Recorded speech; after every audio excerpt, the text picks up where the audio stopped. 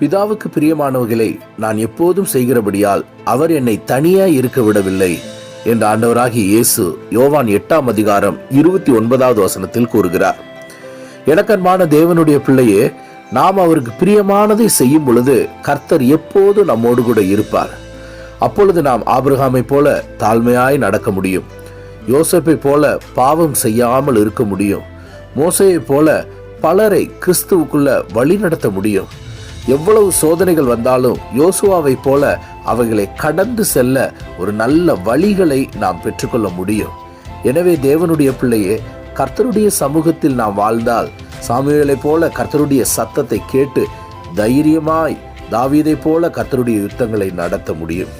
எனக்கு அன்பான தேவனுடைய பிள்ளையே, கர்த்தரை நம்மோடு கூட இந்த நாளில் வைத்துக் கொள்வோமாக. ஆமென்.